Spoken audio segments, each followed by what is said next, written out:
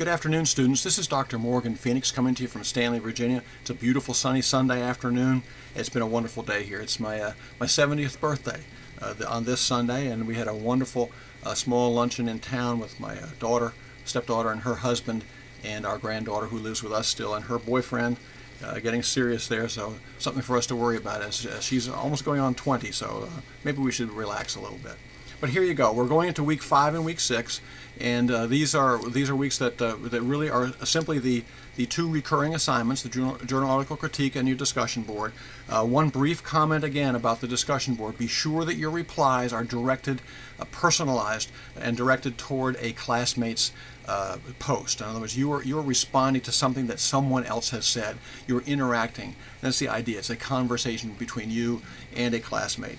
And if you would like to supply reference for that, you may. It is no longer required. I think that has misdirected some folks, and more focusing to gain an extra point on that reference and citation. It's not required at all in the replies. Okay, in the post, absolutely.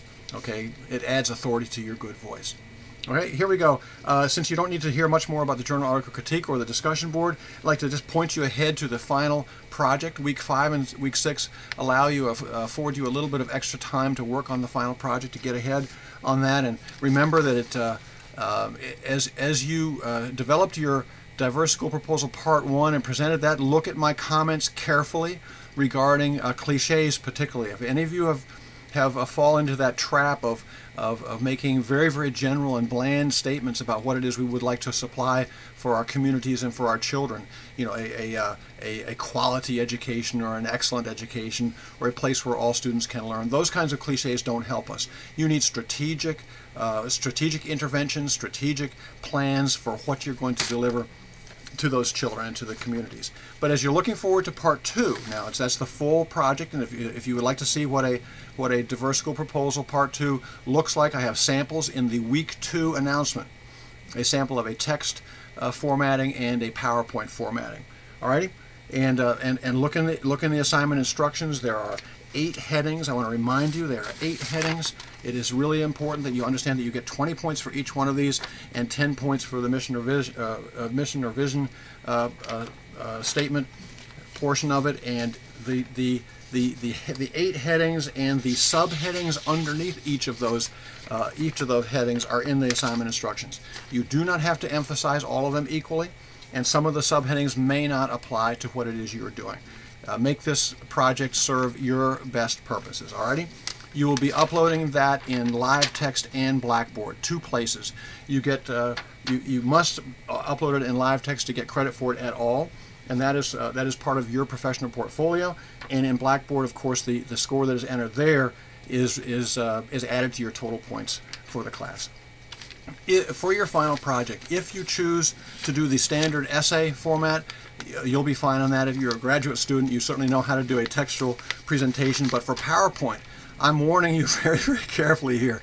If you use a PowerPoint format, make sure that there is minimal text on the screen. You are not just to read an essay off from the screens. You've been in those presentations where the presenter is simply reading the same thing that the audience sees on the screen. You put those details in the speaker's notes, hidden, out of sight below, and that makes you the expert in the room as you read what you know about what has been graphically presented on the screen in the form of for example, pie charts or some photographic evidence of what it is you're talking about. That's what you do for a PowerPoint. But take a look at the 2 samples. Alrighty?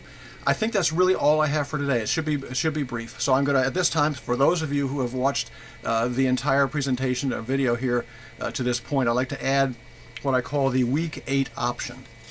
And pay attention, please, if you would like to get a little bit of relief in week 8. The only complaint that I've ever had about this course, or at least any recurring complaint, is that in week 8 you are really, really stressed out with the final project, with a journal article critique, and with the discussion board.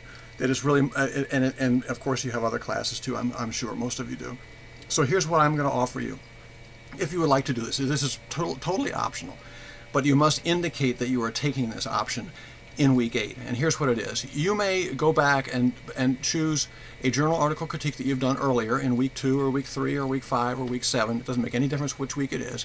And if you did not reach full points, or even if you did, if you would like to revise an earlier submission and submit it in week 8, you may do so with the following condition. Two conditions. First of all is that you reply to this video presentation and discussion board with a very brief reply right there, right underneath this presentation. I understand the week 8 option. That's all you have to do. But I need to know this week, and I'm not going to represent this in week 6. This is the week 5 special option for week 8 for those of you who have watched this entire video, even though week 5 is a very simple week and you don't really need to see much. Okay, do you understand that then? So you will reply to this discussion board video. I understand the week 8 option. And then in week 8, if you present a revision of an earlier journal article critique, you must put it at the top of the paper itself, at the top of the submission. This is a revision of week 3 or week 4 or week 5, and indicate the points that you received in week 3 or 4 or 5. Okay, that's called the week 8 option, and I hope you'll take it. It gives you a chance, a little bit of relief from the pressures of that final week in this class. And as you know, as you saw in the welcome to the class and in week 1 and 2, there is no longer that extension from Friday to Sunday. This class ends on Friday, the last Friday of the term. So please do take this week 8 option if you'd like to gain a little bit of relief there. I think that's it. That's enough for today. Hope you're doing well. Hope you're enjoying the class. I hope you are working on the final project in such ways that you'll really gain something from it. It's yours. It's your project. And I think maybe also say, since we have a little bit of extra time here, for week 7, there will be a case study number 2, and you will be choosing one of the 3 case scenarios that they offer you there. One on Dan and it being a disciplinary matter, an expulsion hearing kind of a matter, and Emily, severe and profound multidisabilities, a special education question, and then at Robert, a cultural sensitivity and a bullying issue. You'll be choosing only one of those 3, and they will be much more difficult than the Serge Romanich case, because you won't get quite as many details, but you'll get enough for you to use your creativity. And once again, no outside research. I will be giving minimal responses to your journal article critiques and your discussion board in this week, because I'll be focusing mostly on your case studies. I get a kick out of that. I really enjoy them. So hope you're doing well, and we'll see you next time then. Bye-bye. And that's the Lord willing always. Bye-bye.